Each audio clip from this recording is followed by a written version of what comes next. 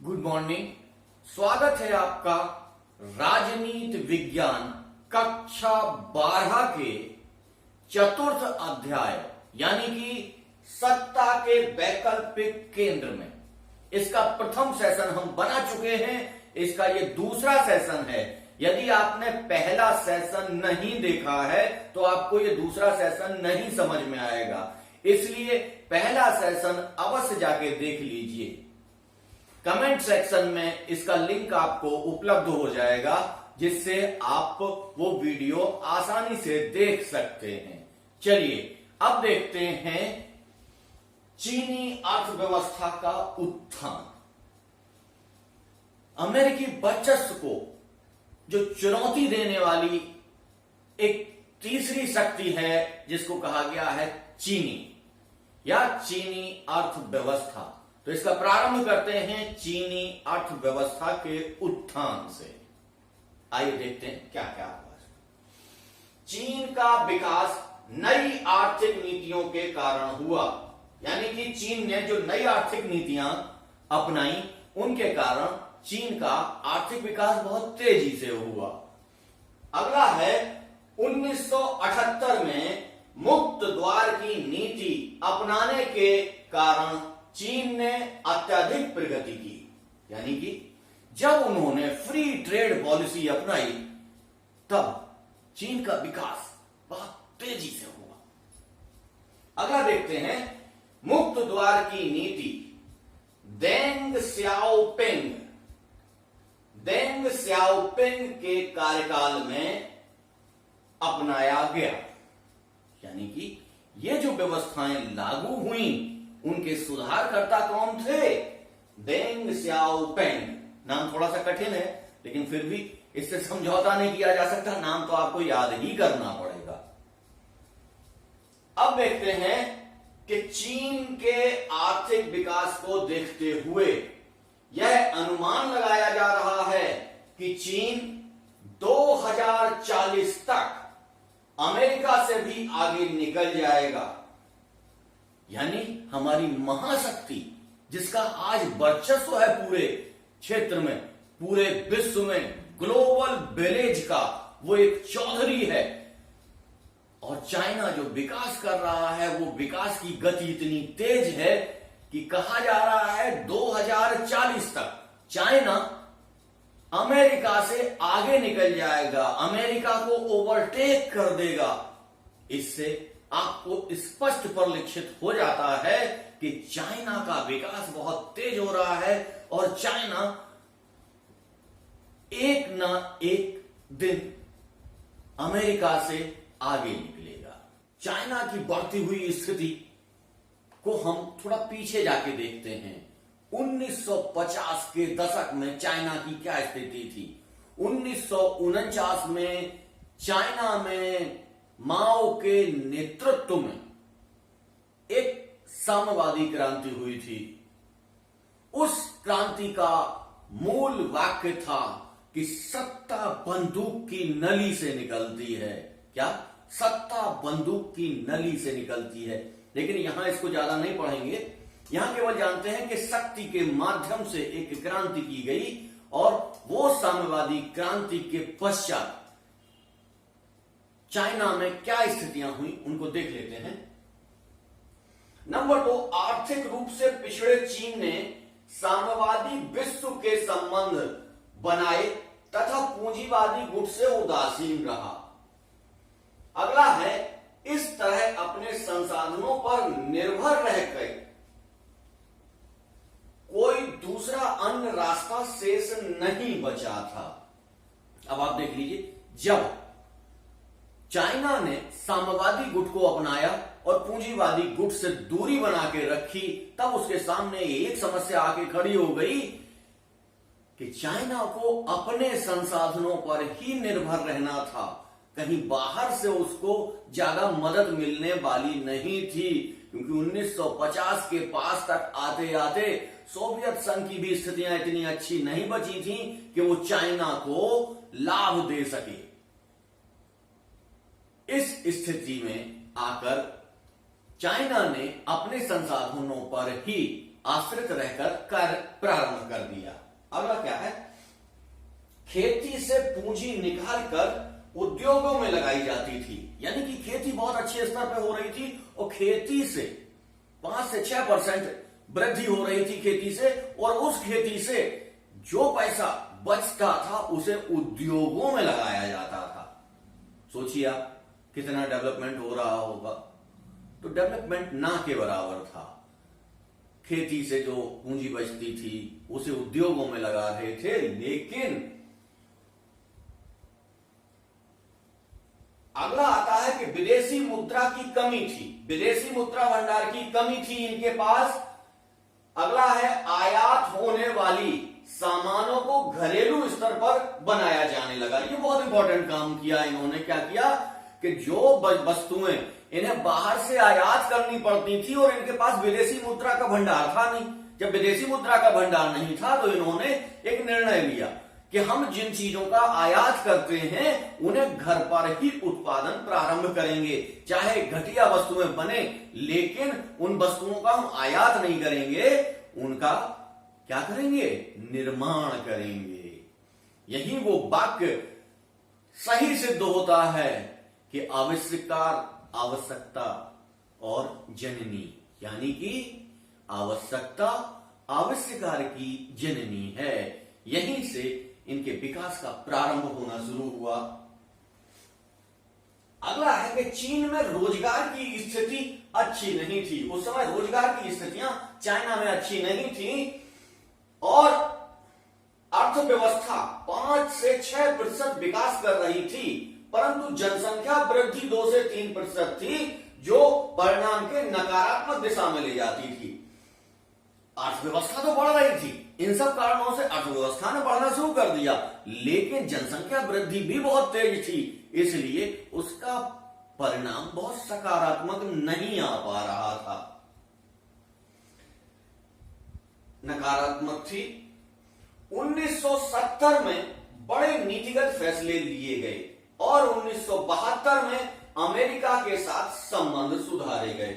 1970 में बड़े नीतिगत फैसले लिए गए और जनसंख्या नियंत्रण पर कार्य किया गया और 1972 में इन्होंने अपनी सोवियत परस्त नीति से हटकर, कुछ कारण और भी थे उसके, लेकिन यहां उसकी चर्चा आवश्यक नहीं है, अमेरिका से अपने संबंध सुधारने का प्रयास किया, जिसके बाद इनको अपने विकास में गति प्राप्त हुई।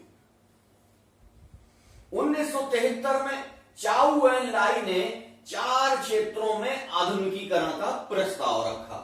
ठीक है, अब चाउ एन लाई आए, उन्होंने 1973 में 4 क्षेत्रों में परिवर्तन किया और 4 क्षेत्रों में आधुनिकीकरण करने के लिए उन्होंने प्रस्ताव लाए, उसको पारित किया और उनको लागू किया। वो 4 क्षेत्र कौन कौन से हैं देख लेते हैं। नंबर 1 कृषि, नंबर 2 उद्योग, नंबर 3 सेना, नंबर 4 विज्ञान और प्रौद्योगिकी।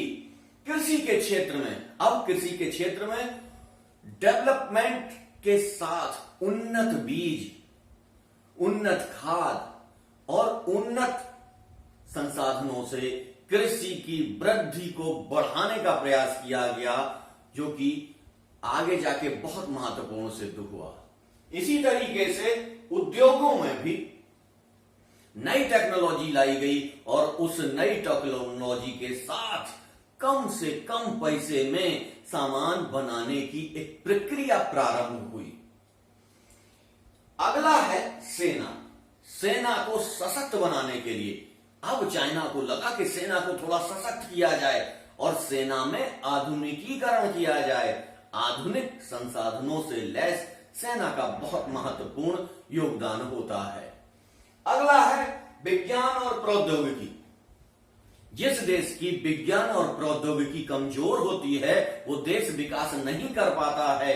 इसी सोच के साथ चाइना ने अलग अलग देशों से प्रयास करके उन्नत विज्ञान और प्रौद्योगिकी का अपने यहां आरंभ किया, जो उसके विकास के लिए बहुत ही सार्थक था। अगला पॉइंट है कि 1978 में मुक्त व्यापार की नीति अपनाई इन्होंने, फ्री ट्रेड। 1978 में जब इन्होंने फ्री ट्रेड अपनाया, वहां से तो इनकी अर्थव्यवस्था को एकदम पर लग गए, एकदम आसमान की तरफ जाना शुरू कर दिया उसने। यही है फ्री ट्रेड। वो फ्री ट्रेड हम आपको कई बार समझा चुके हैं। फ्री ट्रेड का अर्थ होता है जब हम अन्य देशों के साथ मिलकर किसी भी बाधा रहित ट्रेड करते हैं, अतिरिक्त शुल्क नहीं लगाते हैं, उन शुल्कों के अभाव में विकास की गति बहुत तेज हो जाती है। अगला देखते हैं, चीन ने शॉक थेरेपी को नहीं अपनाया, अपितु अपनी अर्थव्यवस्था को चरणबद्ध रूप में खोला। क्या? जब साम्यवादी देश साम्यवाद के विघटन के पश्चात, सोवियत संघ के विघटन के पश्चात शॉक थेरेपी के माध्यम से अपना विकास कर रहे थे, तब उन्होंने क्या किया? चाइना ने शॉक थेरेपी को नहीं अपनाया और अपनी जो अर्थव्यवस्था थी उसको क्रमबद्ध ढंग से खोला और क्रमबद्ध ढंग से उसका विकास किया। कैसे किया विकास, वो समझ लेते हैं। 1982 में कृषि का निजीकरण किया। क्या किया? 1982 में जो भी सामूहिक खेती हो रही थी उसमें उतना उत्पादन नहीं आ रहा था, तो 1982 में आके इन्होंने कृषि का निजीकरण कर दिया।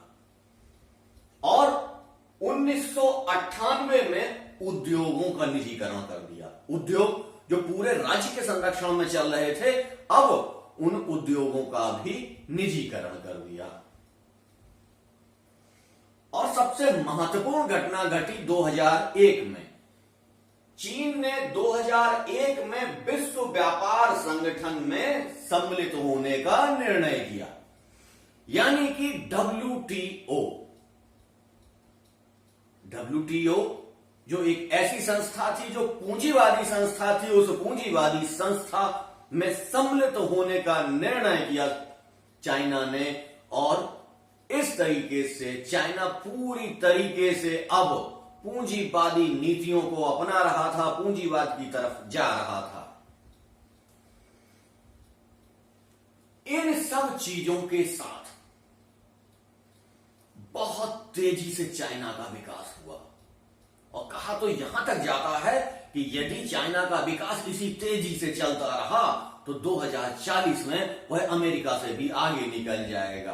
अभी आजकल जो कोरोना वायरस चल रहा है उसके दौरान उनका वुहान शहर दिखाया जाता है। इतना सुंदर और अच्छा शहर है वो वुहान शहर, कितना अच्छा इंफ्रास्ट्रक्चर है उस शहर का। तो आप देखिए कि मात्र 2001 में WTO में शामिल होने के पश्चात चाइना ने कितनी अधिक प्रगति की। यही प्रगति अमेरिका को के वर्चस्व को तोड़ने का काम कर रहा है। अब हम देख लेते हैं कि चाइना के भारत के साथ संबंध किस प्रकार से चले। सबसे पहले स्वतंत्रता के पश्चात भारत चीन के संबंध ठीक नहीं थे। क्यों? क्योंकि भारत और चाइना के बीच एक मैकमोहन रेखा का निर्माण किया गया था, जिससे सीमा का निर्धारण किया जाता है और चाइना ने उस रेखा को मानने से इनकार कर दिया। कहा यह समझौता हमारा ब्रिटिश गवर्नमेंट के साथ था, भारत के साथ नहीं था, हम इस रेखा को नहीं मानेंगे। और यहां से सर्वप्रथम विवाद की शुरुआत हो जाती है। भारत और चाइना के बीच नदी जल के बंटवारे का भी विवाद है। चूंकि पड़ोसी हैं इसलिए सीमा और नदी जल विवाद सबसे महत्वपूर्ण मुद्दे हैं। इनके साथ बहुत सारे मुद्दे हैं जिनकी चर्चा भी करते हैं। 1962 में भारत चीन का युद्ध हुआ, भारत उसमें पराजित हो गया। भारत चीन उस समय, चाइना कहीं ना कहीं भारत के पक्ष में बोलता था, हिंदी चीनी के नारे लगते थे, लेकिन हिंदी चीनी नारों के बीच में ही अचानक चाइना ने 1962 में भारत के ऊपर आक्रमण कर दिया। भारत इसके लिए कतई तैयार नहीं था और भारत की मना स्थिति यह थी कि अब कोई भी युद्ध नहीं होते हैं, युद्धों का टाइम चला गया और इसी परिस्थिति में चाइना ने भारत के ऊपर आक्रमण कर दिया और भारत उसमें बुरी तरीके से पराजित हुआ। पराजित ही नहीं हुआ, बुरी तरीके से पराजित हुआ। उन स्थितियों के बाद भारत और चाइना के रिश्ते बहुत कटु होते चले गए। इन कटु रिश्तों के पश्चात की स्थितियां क्या हैं देख लेते हैं। इसमें जो अभी हमने बताया सीमा विवाद, तो सीमा विवाद क्या था? लद्दाख के केंद्र शासित प्रदेश, यानी कि लद्दाख जो अभी केंद्र शासित प्रदेश बना है, उस प्रदेश के अक्साई चिन्ह पर चीन ने कब्जा कर लिया था। क्या कर लिया था? चीन ने अक्साई चिन्ह पर कब्जा कर लिया था, जो कि हमारा केंद्र शासित प्रदेश लद्दाख का क्षेत्र है। और दूसरा, पूर्वोत्तर के राज्य अरुणाचल प्रदेश के कुछ भागों को चाइना अपना बताता है। चाइना कहता है ये हमारे हैं, भारत ने उन पर कब्जा कर लिया है। इन स्थितियों में विवाद बढ़ता जा रहा था। चीन ने तिब्बत को हड़प लिया। तिब्बत जो कहीं ना कहीं भारत का माना जाता था, उसको किसी भी प्रकार से चाइना ने हड़प लिया। कई लोग कई तरीके के आरोप लगाते हैं। कुछ लोग कहते हैं जवाहरलाल नेहरू ने तिब्बत को थाली में रख के परोस दिया, कुछ लोग कहते हैं, लेकिन इस विवाद में हम लोग नहीं पढ़ेंगे। ये बड़ी बातें हैं, ये बाद की स्थितियां हैं। यहां हम लोग आगे चलते हैं कि तिब्बत हड़पने के पश्चात दलाई लामा, जो वहां के धार्मिक गुरु हैं, उन्होंने भारत से शरण मांगी और भारत ने उनको शरण प्रदान कर दी। हिमाचल प्रदेश के धर्मशाला नामक जगह पर वो अपना मठ बनाकर रहते हैं। इससे तो चाइना बुरी तरीके से परेशान हो गया और चाइना ने कहा कि ये पंचशील के जो समझौता हुआ था उसका उल्लंघन है। क्या है? पंचशील का समझौता एक हुआ था जवाहरलाल नेहरू के साथ। उसने कहा ये तो पंचशील का उल्लंघन है, इस तरीके से आप इनको शरण नहीं दे सकते हैं। क्योंकि नाम आया पंचशील का, तो हम समझ लेते हैं कि पंचशील क्या है, पंचशील सिद्धांत क्या था और हमारी विदेश नीति में इसकी क्या महत्वता है। पंचशील समझौता, इसमें 5 मुख्य बातें हैं, वो समझ लीजिए क्या है मुख्य बातें। नंबर 1, एक दूसरे की क्षेत्रीय अखंडता और संप्रभुता का सम्मान करेंगे। यह माना जाता है कि जो लोग पंचशील देश समझौता होता है, पंचशील समझौते के अंतर्गत बातचीत करते हैं, वो प्रत्येक देश एक दूसरे की क्षेत्रीय अखंडता और संप्रभुता का सम्मान करेंगे। चाहे वो देश छोटा हो, चाहे वो देश बड़ा हो, उसको संप्रभुता का सम्मान करना ही पड़ेगा। इसमें दूसरा पॉइंट है अनाक्रमण। अनाक्रमण का मतलब है कि चाहे वो देश छोटा से छोटा हो, लेकिन उसके ऊपर बड़ा देश किसी भी प्रकार से आक्रमण नहीं कर सकता है। यदि उसके ऊपर आक्रमण करता है तो वो पंचशील सिद्धांत का उल्लंघन माना जाएगा। अगला है कि एक दूसरे के आंतरिक मामलों में दखल ना देना। कि जब हमने समझौता कर लिया है तो हमारे अंदर के जो मामले हैं, हमारे देश के अंदर की जो समस्याएं हैं, उन समस्याओं में दूसरा देश हस्तक्षेप नहीं करेगा। चाहे वो देश शक्तिशाली हो, चाहे वो कमजोर देश हो। जब हमने ये समझौता किया हुआ है तो इस समझौते का उल्लंघन नहीं होना चाहिए और एक दूसरे के आंतरिक मामलों में हस्तक्षेप नहीं करना चाहिए। यही वो पॉइंट है जिसके माध्यम से चाइना ने कहा कि तिब्बत हमारा आंतरिक मामला है, आपने इनको शरण दी है, आप ये समझौता तोड़ रहे हैं। लेकिन ऐसा नहीं है, क्योंकि तिब्बत तो कहीं ना कहीं भारत का अंग था। खैर, ये विवाद का प्रश्न है, आगे चलते हैं। चौथा है इसमें समानता। समानता का क्या मतलब है? समानता का मतलब यह है कि चींटी से लेके हाथी तक का एक ही व्यक्तित्व माना जाएगा, उसको एक ही गिना जाएगा। ऐसा नहीं कि जो हाथी है, जो बड़ा है, उसको हम ज्यादा मान लें, चींटी जो कि छोटी है उसको छोटा मान लें, कम मान लें। ऐसा नहीं है, प्रत्येक को एक ही दर्जा दिया जाएगा, सब समान रहेंगे। और आखिरी पॉइंट है इसमें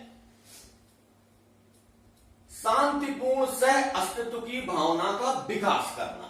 शांतिपूर्ण सह अस्तित्व, इस समानता वाले पॉइंट से ही निकलता है कि जब हम सभी देशों को, चाहे वो छोटे से छोटे हों, बड़े से बड़े हों, सबको एक जैसा सम्मान देंगे, तो वहीं से शांतिपूर्ण सह अस्तित्व की बात निकल कर आ जाएगी कि हम सभी के अस्तित्व को स्वीकार करते हैं और उनके साथ शांति के साथ मिल बैठकर कार्य करेंगे, किसी भी प्रकार का दबाव नहीं बनाएंगे।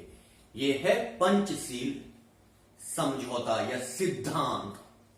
इसको समझ लीजिए, कई बार यह पूछा जाता है कि पंचशील समझौता क्या है, पंचशील सिद्धांत क्या है। ठीक है, अब आते हैं कि भारत चीन संबंधों में सुधार।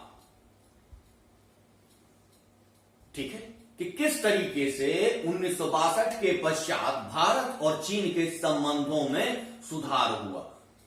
वैसे तो आप देख लीजिए कि भारत और चाइना का जो संबंध है वो खट्टा मीठा संबंध है। कभी थोड़ा मधुर होता है लेकिन खट्टा ज्यादा हो जाता है, तीखा ज्यादा हो जाता है।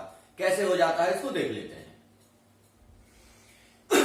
नंबर 1, 1962 में युद्ध के पश्चात लंबे समय तक संबंध खराब रहे, लेकिन 1970 के दशक में नेतृत्व परिवर्तन के साथ भारत चीन के संबंधों में सुधार के प्रयास आरंभ हुए। यानी कि 1970 के दशक में जब दोनों देशों में कहीं ना कहीं नेतृत्व में परिवर्तन आया, तो उस नेतृत्व परिवर्तन ने स्वीकार किया कि एक दूसरे के साथ संबंध बनाने ही पड़ेंगे। पड़ोसी होने के नाते हमें संबंध बनाने ही पड़ेंगे। इसलिए संबंधों के सुधार की तरफ थोड़ा बहुत सोचा जाने लगा। तीसरा है 1981 में सीमा विवाद को सुलझाने के लिए वार्ताएं हुई। 1981 में, सोचिए 1962 से लेके 81 तक कोई बहुत प्रगति नहीं हुई, लेकिन 1981 में आके ये कहा गया कि सीमा विवाद को सुलझाने के लिए वार्ताएं होनी चाहिए और वार्ताएं हुई भी। और 1988 में स्वर्गीय राजीव गांधी ने चीन का दौरा किया। क्या किया? चीन का दौरा किया। अभी तक हमारे जो प्रधानमंत्री थे वो बचते थे, चीन का दौरा नहीं करते थे, लेकिन राजीव गांधी ने इस परंपरा को तोड़ा और चीन यात्रा की। उन सब यात्राओं के पश्चात क्या प्रतिफल हुए उसको देख लेते हैं। 1999 में चीन से व्यापार 30% तक बढ़ा। भारत और चीन के साथ जो व्यापार था वो 30% तक बढ़ा। दोनों देशों ने विवादित मुद्दे को वार्तालाप से निस्तारित करने का प्रयास किया। यहां पे आके वो एक सिद्धांत में आ गए, एक सिद्धांत बना लिया दोनों देशों ने कि जब भी कोई समस्या आएगी उस समस्या के लिए हम युद्ध का विकल्प नहीं चुनेंगे। हम क्या करेंगे?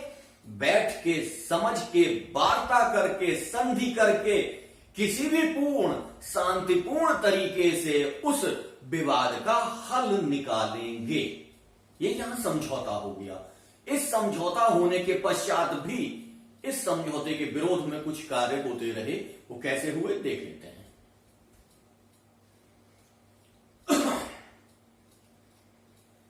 पहला तो आप डोकलाम विवाद समझ लीजिए। डोकलाम विवाद अभी कुछ ही समय पहले हुआ था कि डोकलाम में किस तरीके से भारत ने अपनी सेनाएं चाइना की सेना के सामने खड़ी कर दी थी और चाइना को पीछे हटना पड़ा था। शांति वार्ता की कोई बात नहीं की थी, सीधे सेनाएं खड़ी कर दी थी आगे जाके। तब हमारी सरकार ने दिखाया था कि देखिए हम आपसे डरने वाले नहीं हैं। सिद्धांत होता है, जिस सिद्धांत को लेकर आप चले हैं उस सिद्धांत को मानिए। ऐसा नहीं कि अब आप महाशक्ति बनने की ओर हैं तो आप कोई भी कार्य करेंगे, ऐसा नहीं होगा। और आपके ऐसे व्यवहार का हम लगातार विरोध करेंगे।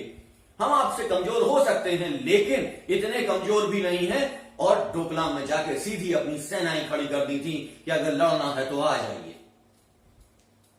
वहीं आगे कोरोना वायरस विवाद के माध्यम से संबंध खट्टे मीठे दौर में चले।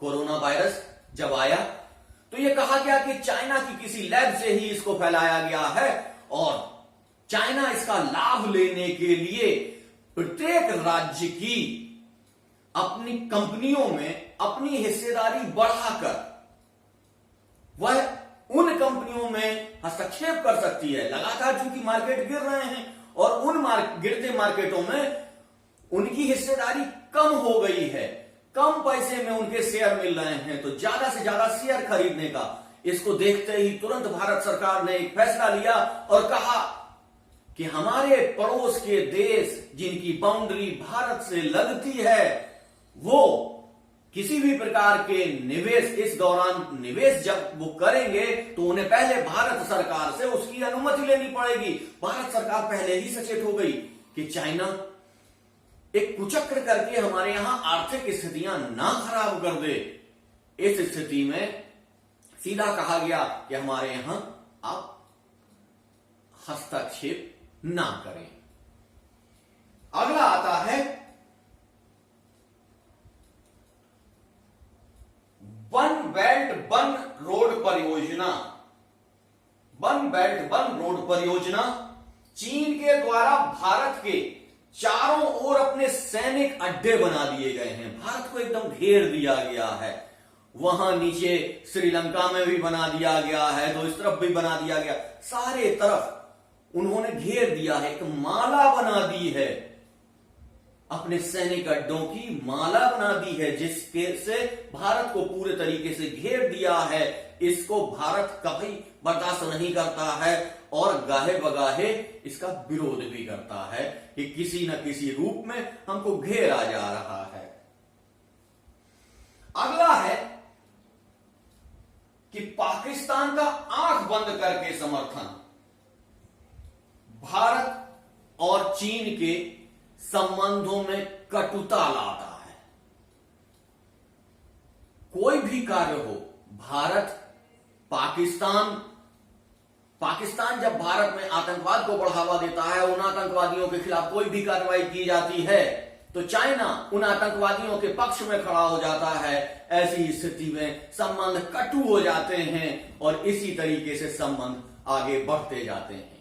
खैर, भारत और चाइना के संबंध हम लोग देख रहे थे, लेकिन यहां हमारा मेन मुद्दा यह था कि चाइना किस तरीके से गति प्रदान कर रहा है अपने विकास को, और इसी विकास की गति में कहीं ना कहीं ये कोरोना वायरस भी एक महत्वपूर्ण संरचना है। आज का टॉपिक यहीं तक रखते हैं। हम आपको इन सब चीजों के नोट्स तो उपलब्ध नहीं कराएंगे। नोट्स उपलब्ध जब आप अपने से नहीं कर पाएंगे तब हम देखेंगे, लेकिन पूरा सिलेबस कंप्लीट होने के पश्चात हम आपको प्रत्येक पाठ के objective type question, short answer type question, long answer type question कैसे लिखे जाएंगे, कैसे होंगे, कैसे किए जाएंगे, किन किन परिस्थितियों में रहेंगे, उन सारे चीजों के डिटेल अध्ययन आपको कराएंगे। आपको कहीं अन्य जाने की आवश्यकता नहीं है। आपका संपूर्ण पैकेज यहां मिलेगा।